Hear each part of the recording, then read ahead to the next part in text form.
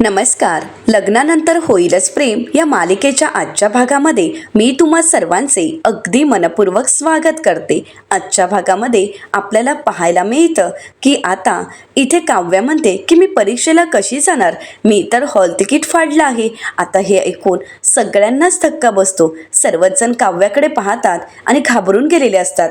तर त्यावेळी पार्थ सर्वांना सावरतो आणि म्हणतो, घाबरू नका, घाबरू नका, काळजी करायचं कारणच नाहीये. सूचना: जर UPSCच्या परीक्षेच्या अगोदर तुमचं हॉल तिकीट हरवलं किंवा फाटलं तर काळजी करू नका. UPSCच्या वेबसाईटवर जा आणि तिथे आपला नोंदणी क्रमांक किंवा रोल नंबर टाका आणि लगेच A4 साईजच्या पेपरवर तुम्ही प्रिंट काढू शकता. आता हे ऐकून सर्वच जण खुश होतात. तर आता जीवा पार्थचं कौतुक करत म्हणतो, क्या बात है दादा, बडे भैया, खरंच तुझी कमाल आहे. पण आता आपल्या घरात प्रिंटर आहे ना, मग आता वाट कशाची बघायची, चल आपण लवकर जाऊ आणि प्रिंट काढून घेऊन येऊ. तर पार्थ म्हणतो, आलोच मी. असं म्हणत पार्थ आणि जीवा प्रिंट काढण्यासाठी तिथून निघून जातात. तर दुसरीकडे आता सर्वच जण काव्याला शुभेच्छा देत असतात.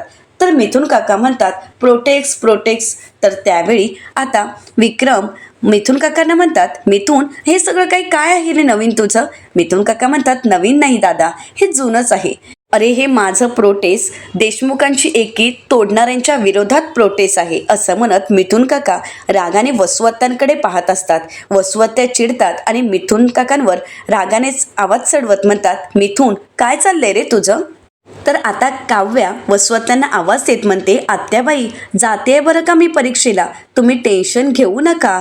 तर त्यावेळी नंदिनी म्हणते, आणि बरं का वसुअत्त्या, अहो तुम्ही फार मोठं काम केलं आहे, मला मोकळं केलं आहे. आणि काय आहे ना, आज सकाळपासून मी निखळ मनाने, शांत मनाने, अगदी गिल्ट फ्री आहे. मला कोणत्याच गोष्टीचं टेन्शन राहिलं नाही.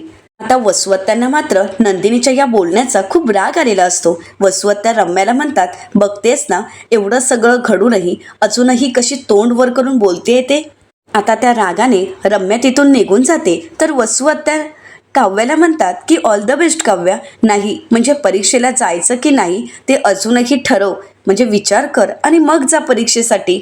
काय आहे ना, रात्रीपासून बाहेर पावसाने थैमान घातलं आहे. असं नको व्हायला ना, म्हणजे तू या एवढ्या मोठ्या पावसात घराबाहेर पडशील आणि मग गाडीत बसून परीक्षेसाठी निघशील आणि गाडीची होडीच होईल. असं म्हणत वसुअत्त्या हसू लागतात. परंतु इथे मात्र काव्या घाबरलेली असते. काव्याला भीती वाटत असते. नंदिनी वसुअत्त्यांवर चिडते आणि म्हणते, आत्या. तर त्यावेळी मानिनीताई सुद्धा चिडतात आणि म्हणतात, वसुताई, अहो काय बोलताय तुम्ही हे? तुम्हाला जर शुभ बोलता येत नसेल, शुभेच्छा द्यायच्याही नसतील तर अशुभ तरी बोलू नका. वसुअत्त्या रागाने तिथून निघून जात असतात. मानिनीताई म्हणतात, बोलून काहीच फायदा नाहीये, पालत्या गडावर पाणी आहे. वसुअत्त्या आणि रम्या या दोघांनाही या सगळ्यांचाच खूप राग आलेला असतो. तर दुसरीकडे मानिनीताई मिथुन काकांना म्हणतात, मिथुन भाऊजी, जरा चला ना, आपण सगळ्यांसाठीच पोहे घेऊन येऊयात. असं म्हणत त्या नंदिनीला म्हणतात, नंदिनी तू? तर नंदिनी म्हणते, हो. असं म्हणत नंदिनी काव्यासोबत तिथेच असते. ती काव्याचा मूड ठीक करण्याचा, तिला प्रोत्साहन देण्याचा आणि तिचा उत्साह अजून वाढवण्याचा प्रयत्न करत असते. नंदिनी काव्याला म्हणते, काव्या, बरं चल, तुझी तयारी करायची आहे ना. असं म्हणत ती आता काव्याला तिच्या रूममध्ये घेऊन जाते. तर दुसरीकडे पार्थ आणि जीवा आता काव्याच्या हॉल तिकीटची प्रिंट काढत असतात. तर जीवा आता पार्थला म्हणतो, खरंच बडे भैया, कमाल आहे हा. म्हणजे बघ ना, तू ह्या सगळ्या गोष्टींचा अगदी व्यवस्थित अभ्यास करून ठेवलास. पण कुठली मुलगी असते असं कोणी हॉल तिकीट फाडतं का? पण बरं आहे की आता आपल्याला प्रिंट तरी काढता येते. आता हॉल तिकीटची प्रिंट हातात घेताच पार्थ म्हणतो, काव्या पार्थ देशमुख, यावेळी तुम्ही तुमची परीक्षा देणार. गेल्या वेळी माझ्यामुळे तुमची परीक्षा चुकली होती, माझ्यामुळे तुमचं स्वप्न अर्धवट राहिलं होतं आणि यावेळी यांच्यामुळे. असं म्हणत रागानेच पार्थ जीवाकडे पाहतो. तर जीवा पार्थला म्हणतो, सोड ना दादा, या सगळ्या गोष्टी प्लीज सोडून दे. तर पार्थ म्हणतो, कसा सोडू सांग ना, आयुष्यात बायको महत्त्वाची असते, परंतु सख्या भावाला असं एकदमच फरक करू नये, एवढंच मला वाटतं. एनिवे, मी आता काही बोलणार नाही. आता मी तुझं सिक्रेट समजून घेईन आणि त्यासाठी माझी कुवत नाही, हे तू परस्पर ठरवूनच टाकलं होतं. मग मी तरी आता काय बोलणार ना. जाऊ देत, आता बोलून काहीच उपयोग नाही, काय तेच बोलायचं. असं म्हणत पार्थ तिथून निघून जात असतो. तर जीवा त्याला थांबवतो आणि म्हणतो, नाही दादा, असं काही नाहीये, प्लीज सगळा रुसवारा सोड ना, प्लीज या सगळ्या गोष्टी सोडून दे. जे झालंय, जे घडून गेले त्याचा विचार नको करूस. दादा, पण आजच्या दिवशी माझी एक रिक्वेस्ट आहे, तुला पूर्ण करशील? आता मात्र पार्थ जीवाकडे पाहतो तर दुसरीकडे नंदिनी विक्रम यांना म्हणते थँक्यू बाबा. त्यावेळी विक्रम हसतच नंदिनीकडे पाहतात आणि म्हणतात खरंच काय रिक्वेस्ट केली पण तू, वा. असं म्हणत आता विक्रम यांना नंदिनीने केलेली ती रिक्वेस्ट आठवते. ज्यावेळी नंदिनी म्हणालेली असते बाबा आज मी काहीतरी मागेन, तुम्ही द्याल का मला? त्यावेळी विक्रम तिला म्हणालेले असतात की तू माफी सोडून बाकी काही माग. आणि त्यावेळी नंदिनीने स्वतःसाठी नाही तर बहिणीसाठीच आता विक्रम यांच्याकडे एक गोष्ट मागितलेली असते. नंदिनी म्हणते बाबा आज काव्यासाठी खूप महत्त्वाचा दिवस आहे. आज आयुष्यात काव्याने खूप काही स्वप्न पाहिलीत आणि ती पूर्ण करण्यासाठी आजचा दिवस हा तिच्यासाठी अनमोल आहे. खरं तर माझं मिसकॅरेजचं सत्य मी याचसाठी एवढे महिने लपवून ठेवलं होतं. हे दुःख मी मनात गिळत राहिले ते याच दिवसासाठी. काल वसू आत्यांनी कालची रात्र सगळ्यांसाठीच खराब केली, परंतु आजचा दिवस काव्यासाठी खूप महत्त्वाचा आहे. आणि म्हणून मला एकच विनंती करायची होती की जे काही घडलंय ते आजच्या दिवशी तरी विसरून जा. मला माहीत आहे तुम्ही आमच्यावर रागवला आहात, तुम्ही अबोला धरलाय, तुम्ही धरा अबोला, आम्ही तुम्हाला मनवण्याचा प्रयत्न करूच. परंतु आजचा दिवस या सगळ्या गोष्टी बाजूला ठेवा आणि आपण पूर्वीसारखे नीट वागूयात का? काव्याच्या समोर का होईना, काव्या परीक्षेला जाईपर्यंत तरी आपण सगळ्यांनी अगदी हसत खेळत आनंदात राहूयात ना, जसे नेहमी असतो तसेच. मग आज काव्या परीक्षेला जाईपर्यंत तरी मला माझे पूर्वीचे बाबा जे मला नेहमी धीर द्यायचे, नेहमी हसत खेळत असायचे, ते मला मिळतील का? काव्यासाठी आपण सगळ्यांनी एवढं करूयात का? असं म्हणत नंदिनीने विक्रम यांना रिक्वेस्ट केलेली असते आणि त्यावेळी त्यांनी तिला समजून घेतलेलं असतं आणि या सगळ्यासाठी ते तयारही झालेले असतात.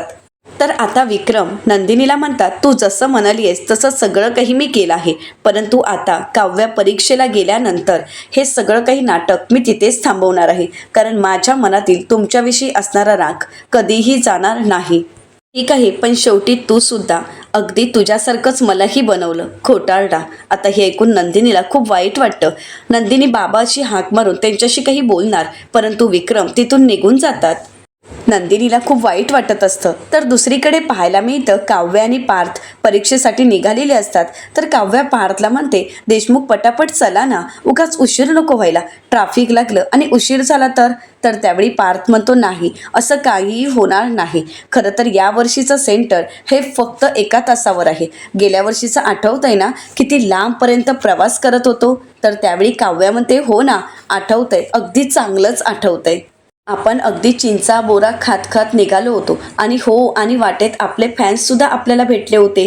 तर त्यावेळी पार्थ म्हणतो तुमचे फॅन्स? तर त्यावेळी काव्या म्हणते माझे नाही, आपले फॅन्स, काव्यार्थाचे फॅन्स. तर त्यावेळी आता पार्थ काव्याला म्हणतो पण यावेळी कुठेही मध्ये थांबायचं नाहीये, इथून गाडी निघाली की डायरेक्ट परीक्षा सेंटरवरच. तर काव्या म्हणते हो, आपण तसंच करूयात. आता काव्य शांत राहून विचार करत असते. तर त्यावेळी पार्थ काव्याला विचारतो आता कसला विचार करताय? तर काव्य म्हणते काही नाही, सहजच. म्हणजे मागच्या वेळी आपण दोघंच निघालो होतो आणि वाटेतच असा काही प्रसंग आला की ज्यामुळे माझी परीक्षा मिस झाली. म्हणूनच मला आता असं वाटतंय की आपल्या सोबत कोणीतरी असायला हवं होतं ना, म्हणजे नंदिनीताई किंवा जीवा किंवा दोघंही कोणीतरी असायला हवं होतं. म्हणजे सोबत असली असती तर किती शांत वाटलं असतं ना. असं म्हणत आता इथे काव्या पार्थशी बोलत असते, परंतु त्याच वेळी नंदिनी आणि जीवा तयार होऊन तिथे येतात आणि म्हणतात आम्ही येतोय. आता काव्या मागे वळून पाहते तर जीवा आणि नंदिनी तिथे असतात आणि ते दोघंही त्यांच्यासोबत जाण्यासाठी तिथे आलेले असतात. आता नंदिनीला पाहून काव्या खूप खुश होते आणि म्हणते नंदिनीताई तू? तर नंदिनी म्हणते हो, तू बोलावलंयस ना, मग आम्ही दोघंही आलोत. तर त्यावेळी काव्या पार्थकडे पाहते. पार्थ म्हणतो मगाशी प्रिंट काढायला गेलो होतो, त्यावेळी जीवाने विचारलं की काव्याला परीक्षा सेंटरमध्ये सोडायला आम्ही येऊ का? तर त्यावेळी काव्या म्हणते आणि तुम्ही हो म्हणालात हो ना? तर पार्थ म्हणतो की हो. आता नंदिनी आणि जीवा या दोघांना पाहून काव्या खुश होते, तिच्या चेहऱ्यावरचा आनंद परत आलेला असतो. तर पार्थ काव्याला म्हणतो चला, उगाच उशीर नको व्हायला. काव्या म्हणते हो चला, मी पुढे बसते. तर त्यावेळी पार्थ म्हणतो नाही नको, तुम्ही पुढे बसू नका, कारण पोटामुळे सीट बेल्ट लावता येणार नाही आणि सीट बेल्ट शिवाय प्रवास चुकीचाच आहे, त्यामुळे नका, उगाच रिस्क नको. तर त्यावेळी काव्या म्हणते हो, आता ताईला सुद्धा पुढे बसता येणार नाही, ताईला सुद्धा पोटामुळे सीट बेल्ट असं म्हणत काव्या भानावर येते. आता तिच्या सगळ्या गोष्टी पुन्हा एकदा लक्षात येतात. पुन्हा एकदा सगळ्या गोष्टींची तिला आठवण होते. घडलेला प्रसंग तिला आठवतो आणि त्यावेळी काव्या नंदिनीला म्हणते, नंदिनी ताई सॉरी, खरंच सॉरी. तर त्यावेळी नंदिनी म्हणते, अगं सॉरी का बोलतेस, इट्स ओके, काही हरकत नाही.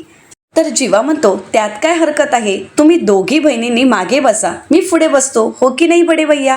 परंतु पार्थ जीवाशी काहीही बोलत नाही आणि काव्याला म्हणतो, चला तुम्ही अगदी व्यवस्थित बसून घ्या, असं म्हणत काव्याला बसवण्यासाठी जातो. इथे मात्र जीवाला खूप वाईट वाटतं. तरीसुद्धा नंदिनी जीवाला शांत करते, त्याला समजावते. आता चौघही जण वेळेत निघालेले असतात आणि वेळेत परीक्षा सेंटरच्या ठिकाणी पोहोचलेलेही असतात. तर त्यावेळी पाऊसही भरपूर असतो. काव्या म्हणते, बाप रे किती हा पाऊस आहे. तर पार्थ म्हणतो, हो पाऊस भरपूरच आहे. असं म्हणत आता काव्या आणि पार्थ एका छत्रीतून परीक्षा सेंटरच्या दिशेने निघालेले असतात. तर जीवा गाडी लावण्यासाठी निघून जातो. तर नंदिनी काव्याला म्हणते, फायनली एक्झाम सेंटर आलं तुझं. तर पार्थ म्हणतो, हो एक्झाम सेंटर आलंय आणि आता काय, जाऊन फक्त फॉर्मॅलिटीज पूर्ण करायच्या आहेत, मग झालं. तर इथे मात्र काव्याला खूप टेन्शन आलेलं असतं. काव्या मनाशीच विचार करते आणि म्हणू लागते, खरंच मला खूप टेन्शन आलं आहे. काव्या थोडी घाबरलेली असते. आता तिथे एक्झामसाठी आलेले सर्व स्टुडंट काव्याकडे पाहत असतात आणि त्यांच्या सगळ्यांमध्ये चर्चा चालू असते. सर्वजण एकमेकांना विचारत असतात की ही काव्या देशमुख आहे ना. तर आता काव्या पार्थ आणि नंदिनीला म्हणते की हे सर्वजण माझ्याकडे का बघतायत, मी 8 महिन्याची गरोदर आहे आणि 8 महिन्याचं पोट घेऊन मी परीक्षेसाठी आले आहे म्हणून, की मी या अगोदर एक संधी घालवली म्हणून नक्की का बघत असतील हे सर्वजण माझ्याकडे. तर नंदिनी काव्याला समजावत म्हणते, नाही का काव्या, असं काही नाहीये. तर पार्थ म्हणतो, काव्या तुम्ही या गोष्टीकडे लक्ष देऊ नका, तुम्ही फक्त तुमच्या परीक्षेवर लक्ष ठेवा. तर त्यातील एक मुलगी पुढे येते, आपली ओळख करून देत म्हणते, हाय मी रागिनी देसाई, तू काव्या देशमुख आहेस ना. तर काव्या म्हणते हो. काव्या तिला विचारते, आपण ओळखतो का एकमेकींना. तर त्यावेळी ती रागिनी काव्याला म्हणते, तुला कोण ओळखत नाही असं होईल का, तू म्हणजे तमाम UPSCच्या एक्झाम देणाऱ्या मुलांसाठी आदर्श आहेस.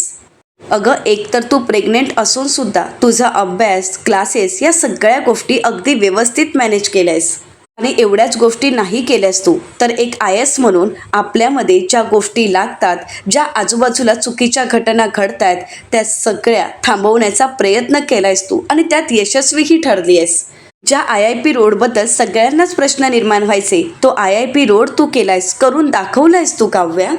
अगं IAS होण्या अगोदरचा हा सगळा सीन आहे, पण ज्यावेळी तू IAS होशील त्यावेळी तर सगळ्यांना खामच फोडशील. खरंच कमाल आहे, मानलं पाहिजे तुला. असं म्हणत आता रागिनी काव्याचं भरभरून कौतुक करत असते आणि यामुळे काव्याचा उत्साह अजून वाढलेला असतो.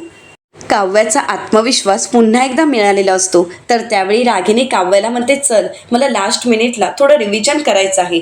अरे खरं तर तू तर कॉम्पिटिशनमध्ये टफ आहेस, तरीसुद्धा तुला ऑल द बेस्ट. असं म्हणत रागिनी काव्याला भरभरून शुभेच्छा देते, तिचं कौतुक करते आणि पुन्हा एकदा काव्याची उमेद पुन्हा एकदा नव्या उमेदीने ती सज्ज झालेली असते.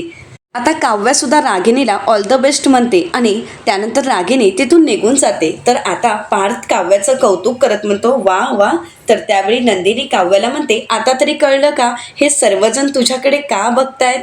तर त्यावेळी काव्या पार्थकडे पाहते. तर पार्थ काव्याला म्हणतो, ही लोक तुमच्याकडे का बघत होते कळतंय का तुम्हाला, एक युजर म्हणून नाही तर विनर म्हणून तुमच्याकडे बघत होते, अभिमानाने बघत होते. तर अजूनही सगळ्यांचा लक्ष फक्त काव्याकडे असतो. काव्यही अगदी त्यांच्याकडे आनंदानेच बघते आणि त्यांना सुद्धा हाय हॅलो करू लागते. पार्थ आणि नंदिनीला सुद्धा काव्याचा अभिमान वाटत असतो.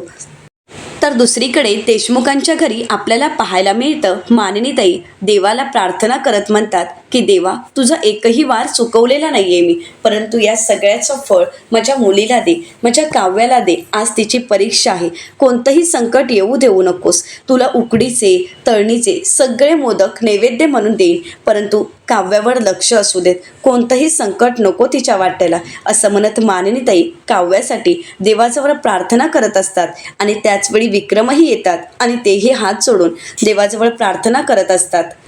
आता विक्रम आपल्या कामासाठी निघत असतात. तर त्यावेळी मानिनीताई विचारतात, बाहेर जाताय का.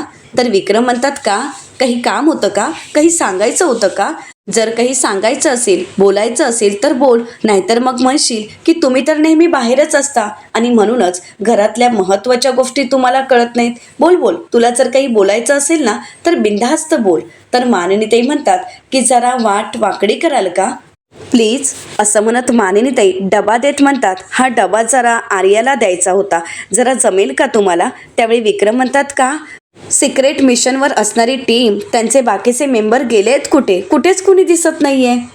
तर मानिनीताई म्हणतात, जीवा नंदिनी काव्याच्या परीक्षेसाठी तिच्या सोबत कॉलेजमध्ये तिला सोडायला गेले आहेत, म्हणून आजचा दिवस, फक्त आजचा दिवस तिचा डबा द्याल का. आर्याला आता जेवणाच्या वेळी घरगुती जेवण मिळणं खूप गरजेचं आहे, त्यामुळे डबा द्याल ना. त्यावेळी विक्रम म्हणतात, नाही नाही, मी देणार नाही, असं म्हणत विक्रम निघालेले असतात. तर त्यावेळी मानिनीताई म्हणतात, बरं मग मला आता भिजत जावं लागेल, कारण माझ्याकडे दुसरा कुठलाच पर्याय नाही.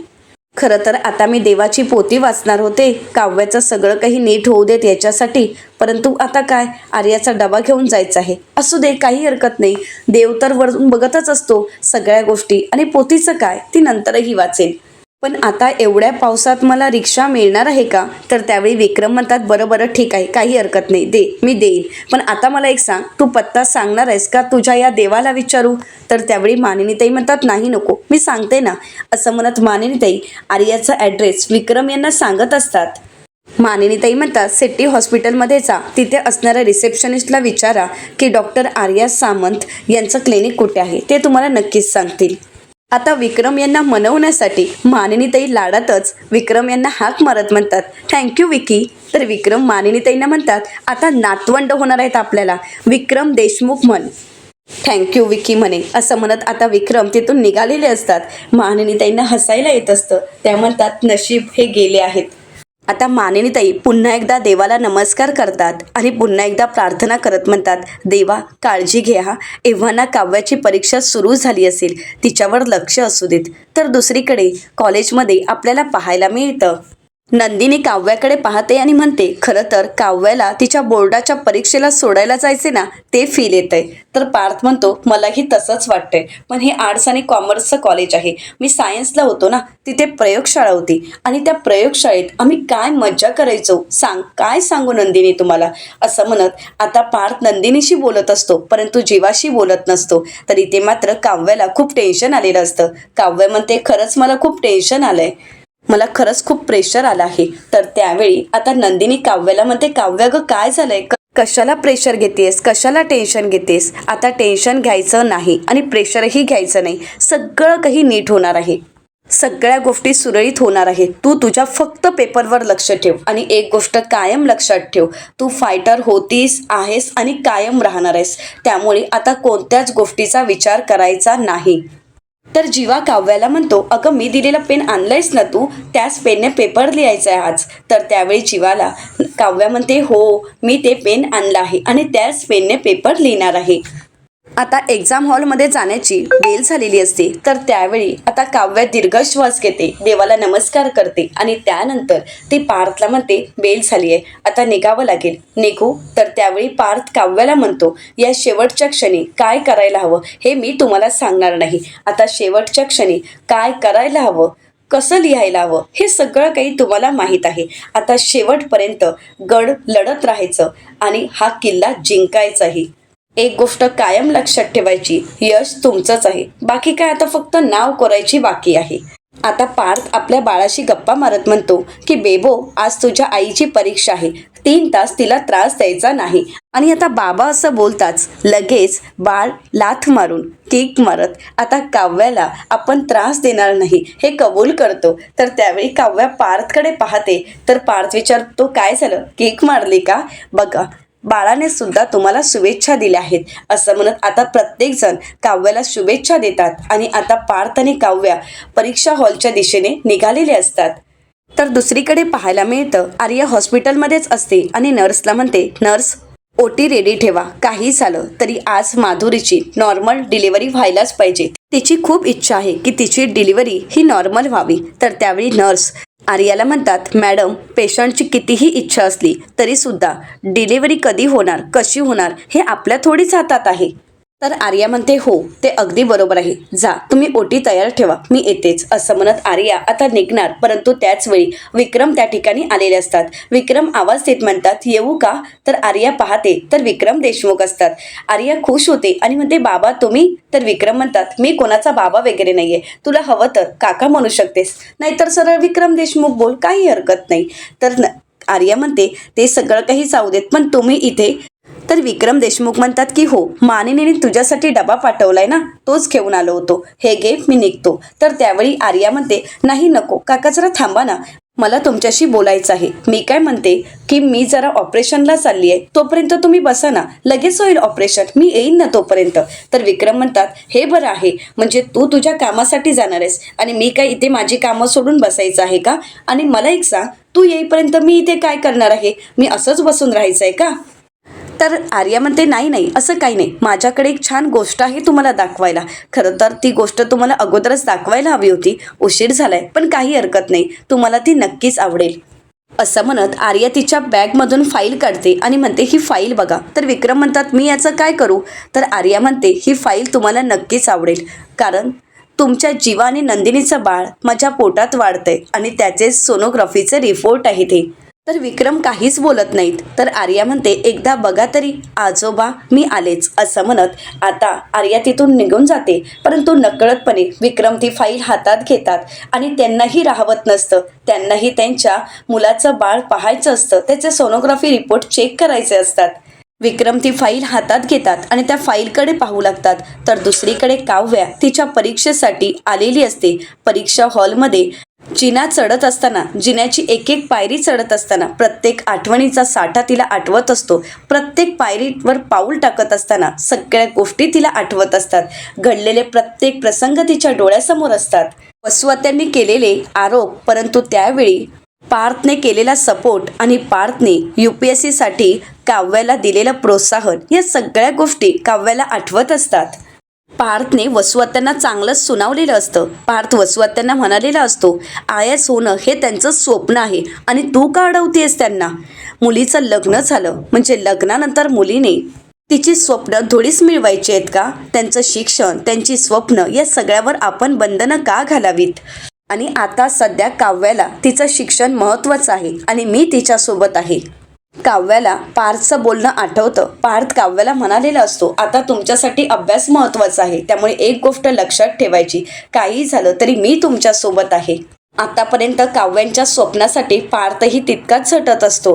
काव्याचं सगळ्यात मोठं स्वप्न म्हणजेच IAS ऑफिसर यांना भेटायचं असतं आणि काव्याच्या चोरोटी दिवशी पार्थने तिला ते सरप्राईजही दिलेलं असतं. त्यावेळी पार्थ म्हणालेला असतो काय आहे ना, माझी बायको आईपणाचा आणि IAS होण्याचा अभ्यास एकत्रच करते आणि म्हणूनच त्यांना असे सुखद धक्के तर द्यायलाच हवेत ना. तर त्यावेळी प्रसिद्ध आणि नावलौकिक असणाऱ्या IAS ऑफिसरने सुद्धा काव्याला तिच्या परीक्षेसाठी शुभेच्छा दिलेल्या असतात. त्या म्हणालेल्या असतात all the best Kavya Deshmukh, बाळ आणि परीक्षा या दोन्ही परीक्षांमध्ये अगदी छान मार्कांनी पास व्हा. त्यांच्या आशीर्वादाचं पाठबळ आणि IIP रोड ठीक करत असताना मिळालेला लोकांचा प्रतिसाद, लोकांनी दाखवलेला काव्यावरचा विश्वास आणि त्यावेळी पार्थने पकडलेला तो घट्ट हात आणि पुन्हा एकदा IAS ऑफिसर यांनी काव्याची घेतलेली परीक्षा आणि त्यावेळी त्या काव्याला म्हणालेले असतात खऱ्या धुरंधर तर तुम्ही आहात काव्या, खरंच आय प्राऊड ऑफ यू, मला तुमचा खरंच अभिमान वाटतोय. तुझ्यातला हा स्वार्थ असाच राहू देत, जबाबदारीची जाणीव अशीच कायम धगधगत राहू देत. तर पार्थचं बाळासोबतचं बोलणं, पार्थने बाळाला सांगितलेलं असतं की बेबू आज आईची मेन्सची परीक्षा आहे, तिला त्रास द्यायचा नाही, तिचा आजचा पेपर हा छानच गेला पाहिजे. काव्याला शुभेच्छा देताना पार्थ अभिमानाने म्हणालेला असतो काव्या पार्थ देशमुख, तुम्ही माझा मान आहात, अभिमान आहात आणि येणाऱ्या काळावर तुम्ही तुमचं नाव कोराल याची मला पूर्ण खात्री आहे. आजवरची मेहनत सार्थकी लावून आमची काव्या IAS होणार. असं म्हणत घरातील सगळ्यांनीच काव्याला शुभेच्छा दिलेल्या असतात. त्या सगळ्या शुभेच्छा घेत आता काव्या परीक्षेला जाण्यासाठी सज्ज झालेली असते. तर येणाऱ्या पुढील भागामध्ये आपल्याला पाहायला मिळतं काव्या परीक्षेसाठी गेलेली असते. तर इथे जीवा नंदिनीला म्हणतो तुमची 3M फ्रेंडशिप टिकवण्यासाठी मी काहीतरी जुगाड केला आहे.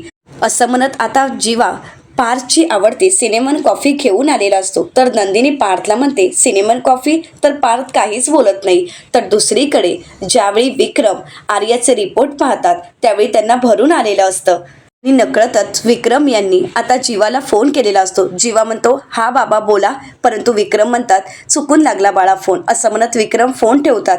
परंतु त्यांच्या डोळ्यात फक्त अश्रू असतात. तर त्यावेळी नंदिनी पार्थची माफी मागत म्हणते सरोगसीचा एवढा मोठा निर्णय मी कोणालाही विश्वासात न घेतला, यासाठी आय एम सॉरी पार्थ. तर दुसरीकडे रम्या वसुआत्यांना म्हणते काव्याचं जे हे काही उत्साहाचं मोटिवेशन आहे ना, ते परीक्षा हॉलमध्ये नक्कीच गळून पडणार. आता रम्याचा हा शब्द खरा ठरत असतो, कारण इथे काव्याला त्रास होत असतो. आता या त्रासातही काव्य तिचा पेपर देऊ शकेल का, हे पाहणं अतिशय रंजक ठरणार आहे. अशाच मालिकांचे नवनवीन अपडेट पाहण्यासाठी चॅनलला नक्कीच सबस्क्राईब करा.